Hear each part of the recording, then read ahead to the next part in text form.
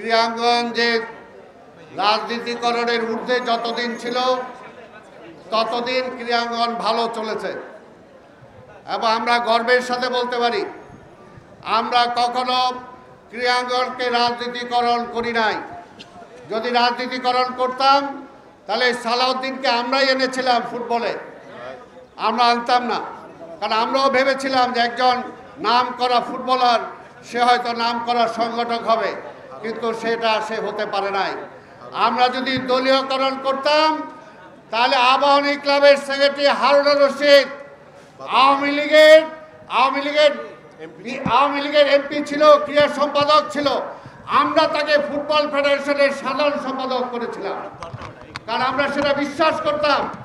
আমাদের আমলে কোনো দলীয়করণ ছিল না, কিন্তু এই ক্রীড়াঙ্গনে ছোট থেকে এই ক্রীড়াঙ্গনের সাথে আমরা জড়িত। আজকে এই সমস্ত আমরা খেলেছি, একসময় অর্গানাইজ করেছি। আজকে আমরা যখন ছিলাম ফুটবল কোথায় ছিল, আর এখন ফুটবল কোথায় নিয়ে গিয়েছে। আজকের এখানে যারা নক্ষত্র হিসেবে দাঁড়িয়ে আছে ফুটবলে, তাদেরকে নিয়ে এক সময় কাজ করেছি।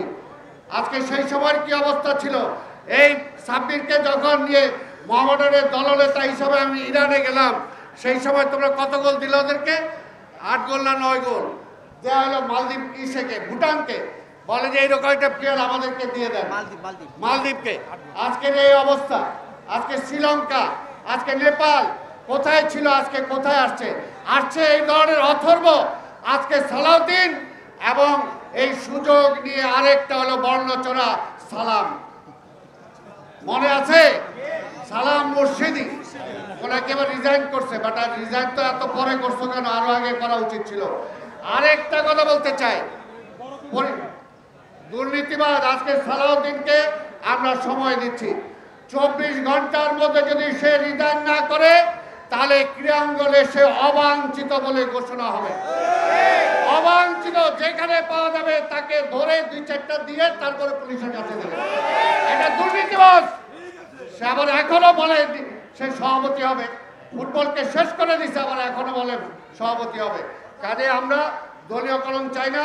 যে মান মর্যাদা আছে তাকে আমরা মান মর্যাদা দিতে চাই, কিন্তু আওয়ামী লীগের আমলে এমপি হয়ে 2 দিনের, সেটা যদি এই আন্দোলনের বিপক্ষে কেউ দাঁড়ায় থাকে আর তার বিরুদ্ধে যদি মামলা হয় তাহলে এত নাকি কান্নার কোনো দরকার নাই।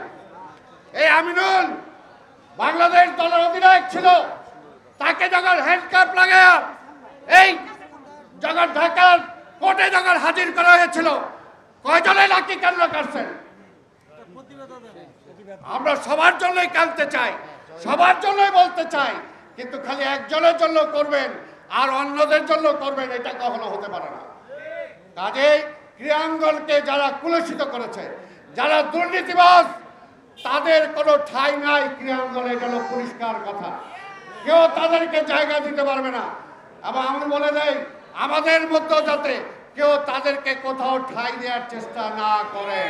অনতিবিলম্বে ক্রীড়া উপদেষ্টা আছে, ওনাকে বলবো এই ধরনের লিজেন্ড যারা আছে ফুটবলে তাদের সাথে বসেন, দরকার হলে ফিফার সাথে কথা বলেন, এই বিদায় করেন সালাউদ্দিনকে, তার সাথে কথা বলে অ্যাডহক কমিটিতে এদের জায়গা দেন। তারপরে ভালো ফুটবলার হলে ভালো সংগঠক হবে এমন কোনো কথা নাই।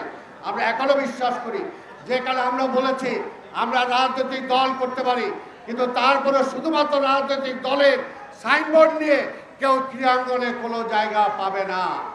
যার কোনো ক্রীড়াঙ্গনের কোনো ভূমিকা নাই, কোনো অবদান নাই, সংসদ নাই, তাকে আমরা কোনো ক্রীড়াঙ্গনে আমাদের পক্ষ থেকে অন্তত দেওয়ার জন্য চেষ্টা করব না।